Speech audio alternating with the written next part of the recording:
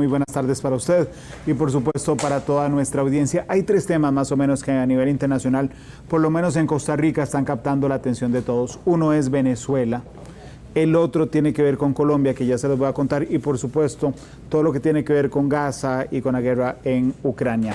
Pero ciertamente desde el pasado 2 de septiembre, Estados Unidos empezó una campaña, mandó barcos militares al Caribe, después al Pacífico, y ha matado ya a 64 personas. Algunas de ellas no podemos descartar incluso que vinieran para Costa Rica en estas operaciones de drogas.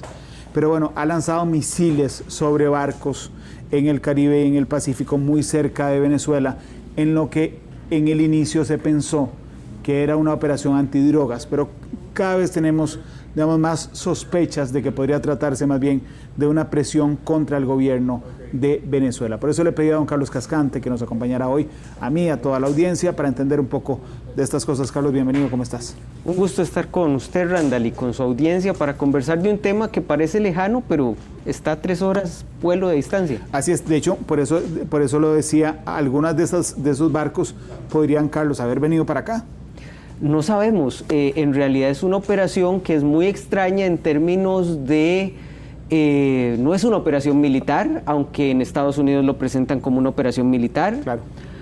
No es una operación policial, porque una operación policial implica la detención del barco, el decomiso de lo que traiga el barco, etcétera. Tampoco lo es. Es una cosa muy sui generis, ¿verdad? Para Trump es una operación militar, están en guerra con los cárteles. Pero es cierto, Carlos, que esto genera presión sobre Nicolás Maduro. Es decir, que podríamos estar viendo la mayor presión que Estados Unidos puede ejercer sobre él.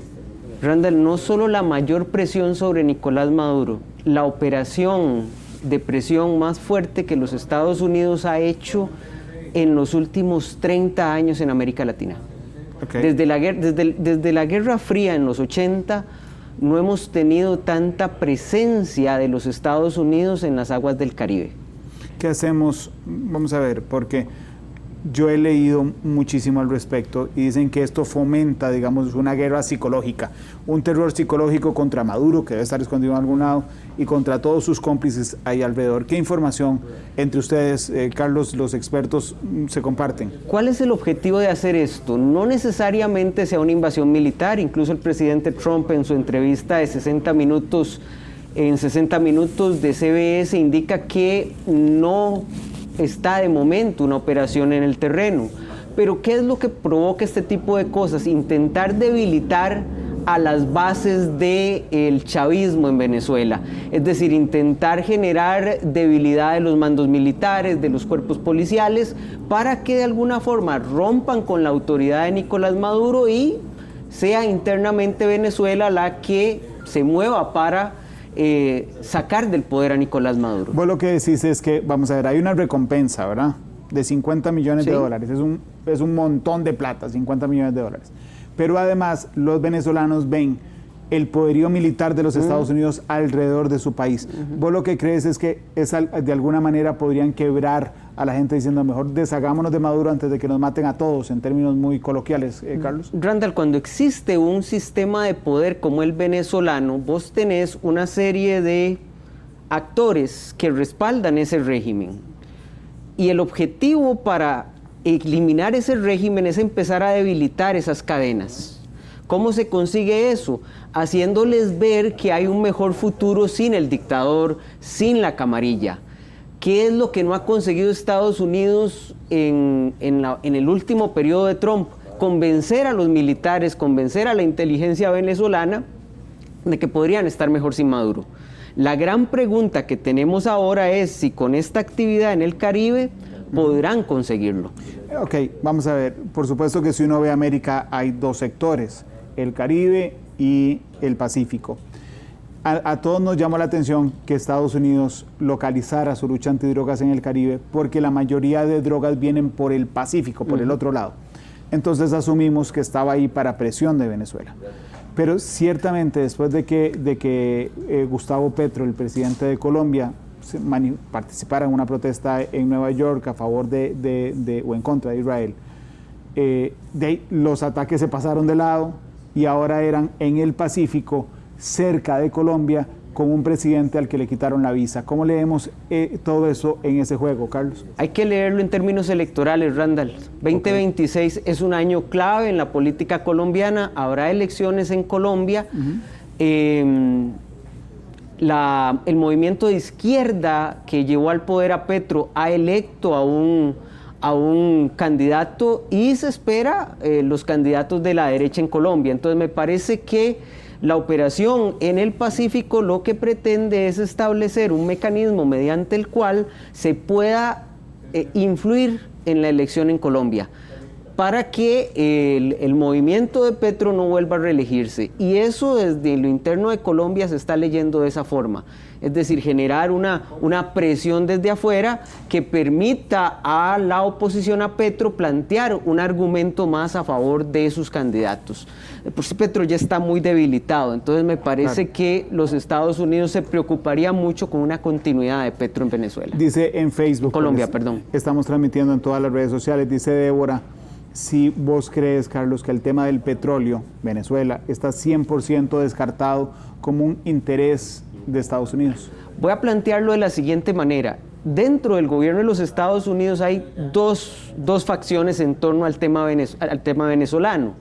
Por una parte, aquellas facciones que están cerca de las compañías petroleras de los Estados Unidos que ya están en Venezuela con licencias abiertas, como ciertas empresas de las más grandes del mundo en términos petroleros, y por otro lado, los que ven esto como una cruzada de seguridad en torno a la presencia china.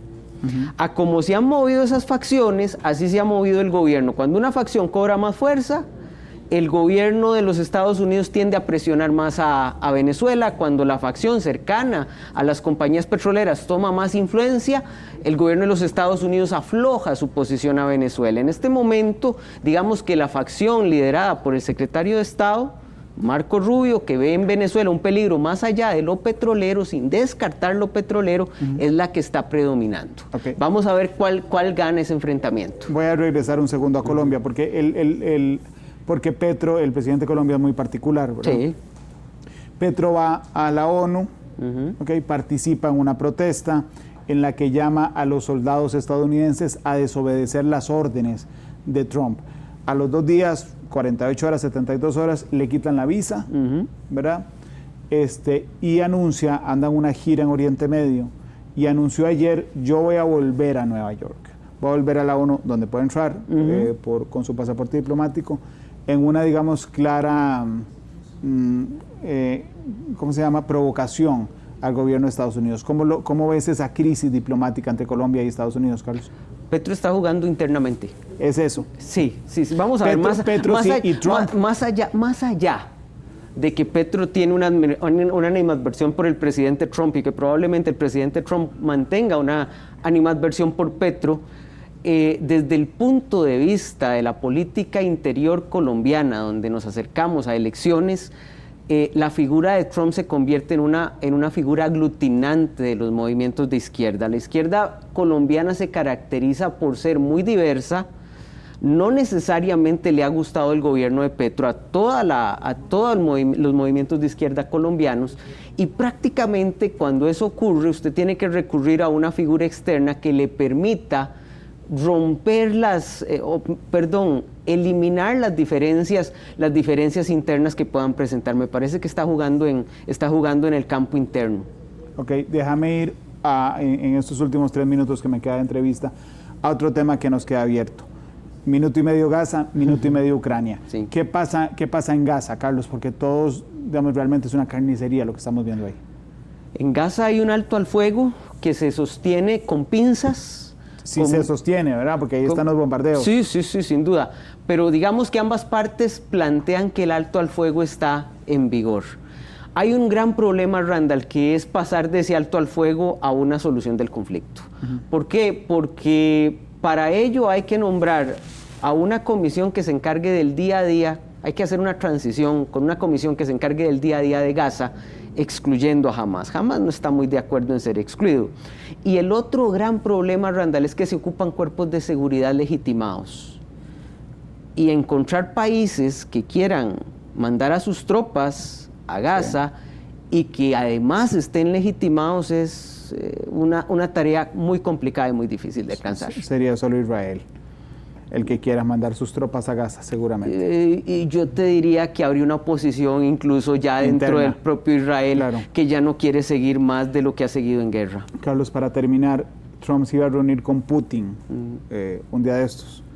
Decidió no reunirse, dijo no, porque Putin siempre me da largas, ¿verdad? Entonces pasó de amarlo a odiarlo y bueno, es una relación rarísima. ¿Qué pasa? Porque ahí, mientras nosotros hablamos de esto, mientras Trump suspende reuniones, mientras Putin lo engaña, la gente se muere. Sonaste como una telenovela. ¿Verdad que sí? Sí. Es que es muy dramático. Es muy dramático, pero bueno, ¿qué es lo que está pasando? A Rusia no le conviene terminar la guerra. Rusia está avanzando a un paso muy lento, pero está avanzando. El objetivo diplomático de Rusia es que los Estados Unidos no tengan un involucramiento absoluto en la guerra. Y de momento han conseguido un objetivo importante. Los Estados Unidos estaba pensando en enviarle a Ucrania armas de largo alcance, misiles Tomahawk. Y los Estados Unidos decidieron no hacerlo. Entonces, ese juego de Rusia de me acerco a Trump, le doy calabazas a Trump, es un juego de tengo que tenerlo lo suficientemente cerca como para que no ayude tanto a Ucrania. Sí. Y cuando se acerca a ayudar mucho a Ucrania, rebajo las tensiones y le ofrezco otras cosas. Trump yo creo que está llegando a un punto de hartazgo porque incluso en la entrevista ayer en 60 minutos señala, bueno, a veces es importante que se golpeen un rato más para ver si con eso podemos después mediar. Creo que estamos largo de esa solución de conflicto. Carlos, muchas gracias por acompañarnos. Un gusto, Randall, como siempre. Era importante y nosotros, por supuesto, como medio de comunicación cumplimos un rol muy importante en explicarle a nuestra audiencia y a nosotros mismos los fenómenos de lo que ocurre. Si usted quiere seguir a profundidad esta conversación, a las 2 de la tarde en Radio Monumental, Carlos me acompañará en Matices hablando más ampliamente de esto. Si usted quiere quedarse con nosotros, vamos a pausa comercial. Regresamos con la información de entretenimiento. Gracias por estar con nosotros.